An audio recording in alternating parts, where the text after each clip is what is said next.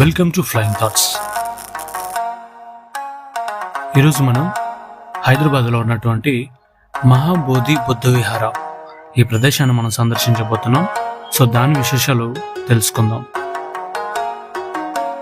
మహాబోధి బుద్ధ విహార లేదంటే దీన్నే ఆనంద విహార అని కూడా పిలుస్తారు. ఇది సికింద్రాబాద్ రైల్వే స్టేషన్కి అత్యంత చేరువలో ఉంది. కేవలం 5 కిలోమీటర్ల దూరంలోనే ఈస్ట్ మారేడుపల్లిలో మహేంద్ర హిల్స్లో ఈ ప్రదేశం ఉంది. సో హిల్ టాప్లో ఉండడం వల్ల ఇది చాలా ఆహ్లాదంగా, ఇక్కడ నుంచి సిటీ వ్యూ కూడా చాలా అద్భుతంగా ఉంటుంది.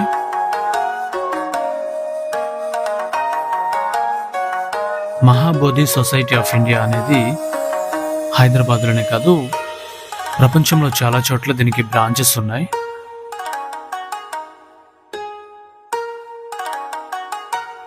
సో ఈ ప్రదేశం చాలా పీస్ఫుల్గా ఉంటుంది. జనం అనేది చాలా తక్కువగా ఉంటారు. ఇక్కడ ఎక్కువ మంది సన్యాసులు ఇక్కడ నివసిస్తూ ఉంటారు. వాళ్ళ పూజా కార్యక్రమాలు అలాగే ధ్యానంలో నిమగ్నమై ఉంటారు. సో ఇక్కడ సందర్శకులు కూడా ఇక్కడ వారితో కలిసి ధ్యానం చేయొచ్చు.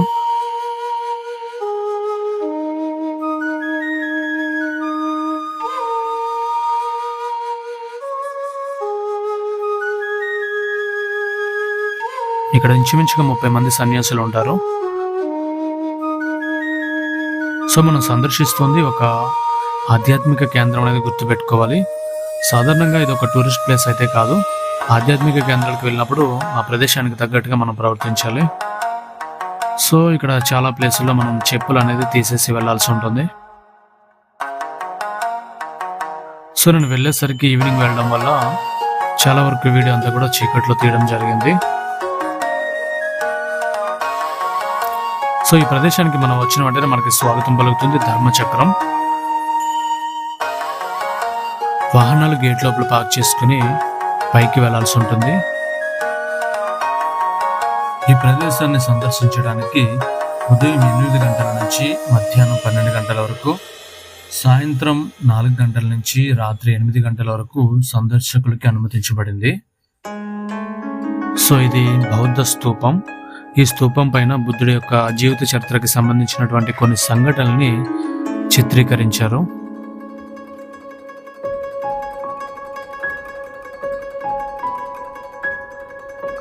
సో ఈ చిత్రీకరణలో బుద్ధుడు శిష్యులకి బోధించడం,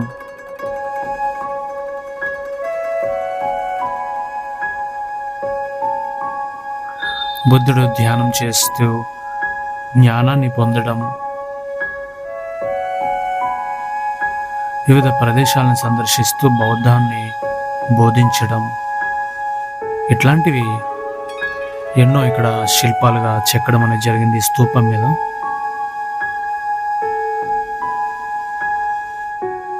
సో నేను చెప్పేది ఏంటంటే, సిటీలో ఉన్న వాళ్ళు ఖచ్చితంగా ఈ ప్రదేశాన్ని సందర్శించండి. ఏ విధమైన టికెట్, ప్రవేశ రుసుం లాంటివి ఏమీ ఉండవు.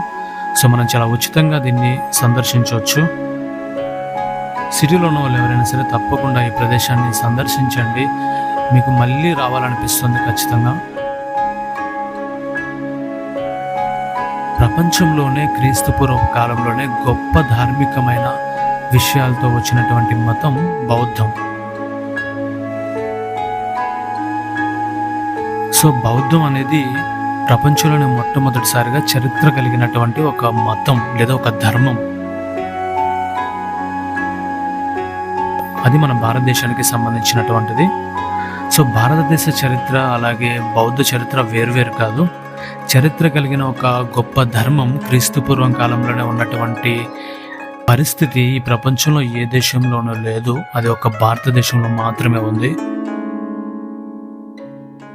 భారతదేశ చరిత్ర నిజంగా కావాలనుకునే వాళ్ళు బౌద్ధ చరిత్రను తప్పకుండా తెలుసుకోవాలి, దాన్ని ఇగ్నోర్ చేయకూడదు.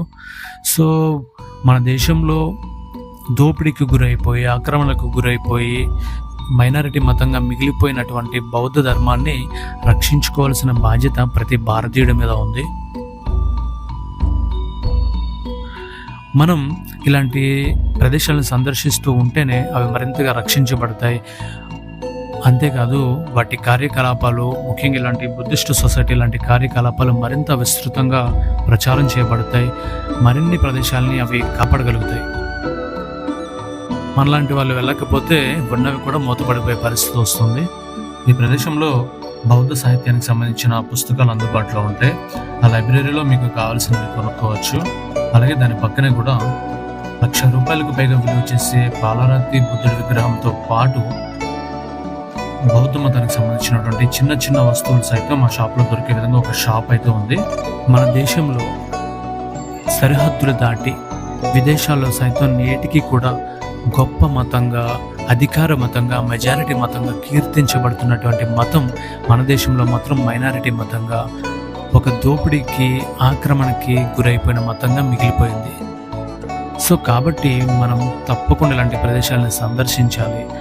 దాని ద్వారా కనుమరుగైపోయిన చరిత్రను రక్షించాలి, బయటకు తీయాలి అనుకుంటే తప్పకుండా ఇలాంటి ప్రదేశాలను మనం సందర్శిస్తూ ఉండాలి.